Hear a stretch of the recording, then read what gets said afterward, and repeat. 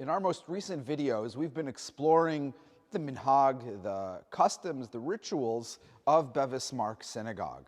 We've also discussed the music, the beautiful melodies that are part of this wonderful tradition. The question is, and this is what I'd like to address in today's episode, is what is the origin of these minhagim? Where do these melodies come from? And the answer to this question is a complex one. It's a question that can only be answered in several parts through telling a number of different stories. And so, of course, we all know about the expulsion in 1492, and the Jews had actually been leaving the Iberian Peninsula since the end of the 14th century during times of oppression against the Jews in Spain. And Jews went to various different places. They went to North Africa, and they went to Italy, and then ultimately from there further on to the Ottoman Empire and other places. And eventually you have those who had gone to Portugal, where they were forcibly converted there, who then escape to Northern Europe and eventually to the Americas, going to places like Amsterdam and Hamburg and London, and then to the New World. And those are the communities, those are the Jews that we refer to as the Portuguese, as the Spanish and Portuguese Jews. And so they had been living under oppression for centuries.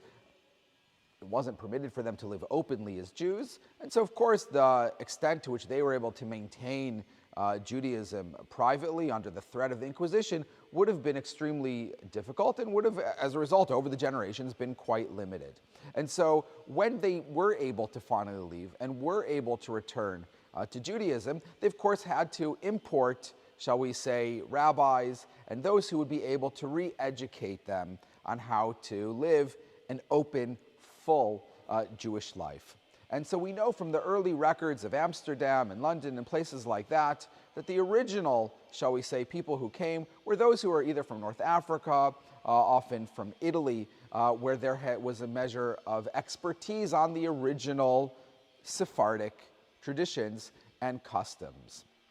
And in fact, even the buildings themselves that we build in the Spanish and Portuguese are modeled after some of those earlier synagogues. And so we know about the synagogue that was then set up in Livorno, that was then, shall we say, somewhat modeled after in Amsterdam in 1675, and then later Bevis Synagogue was built in 1701. And so in very much the same way, the Minhag also traveled from place to place, being, shall we say, connected to the original Sephardic tradition. And so while today the custom that we might have in the Spanish and Portuguese is somewhat different than what one might find among Moroccan Jews or among Italian Jews, one can certainly find certain points of comparison between them. And so if a person is interested in researching the reasons for minhagim in the Spanish and Portuguese, it's often helpful to consult works that have done the same for Moroccan Jews.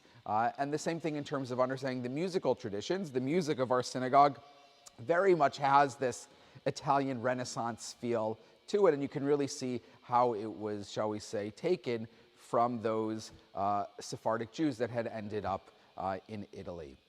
Of course, as the traditions, as the melodies migrated from Italy or North Africa to the Sephardic Jews that ended up in Amsterdam and in London and then in places like New York, it continued to somewhat evolve. And so you can see qualities or characteristics of the music today that feels particularly, shall we say, Western or anglicized or with an American quality to them.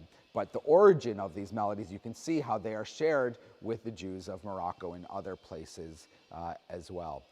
And so it's interesting to kind of think about the migration, the patterns that these customs took out of Spain and out of Portugal to other places, and then were, shall we say, reintroduced to the Sephardic Jews that were, shall we say, left behind, that then needed to relearn how to observe and how to live this full Jewish life.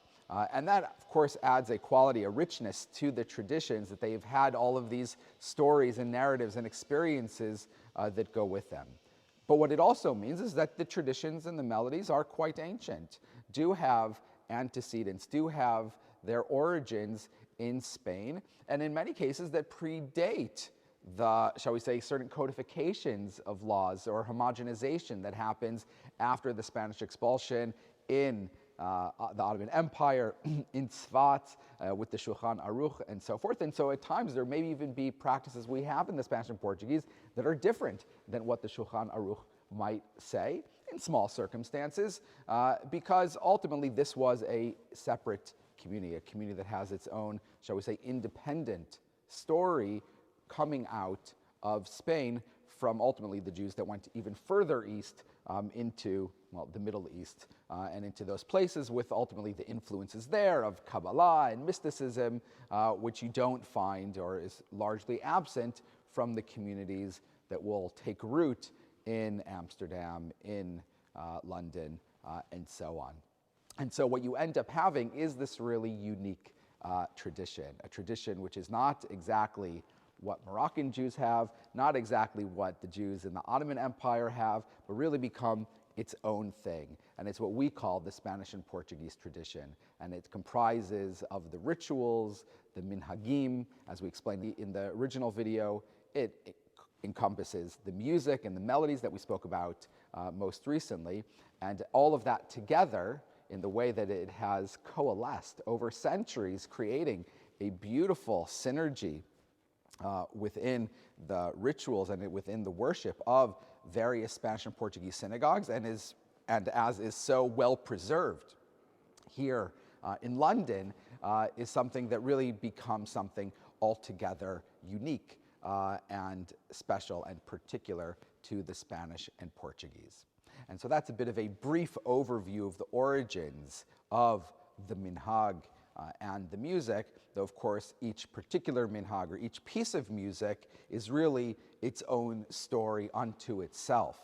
And so in this series, we're going to be able to go into the various minhagim and traditions of the synagogue to understand their origins, their reasonings, their purpose, and in that way enrich our appreciation of what Bevis Mark's synagogue is, and I hope help everyone to feel even more connected to it and committed to its preservation.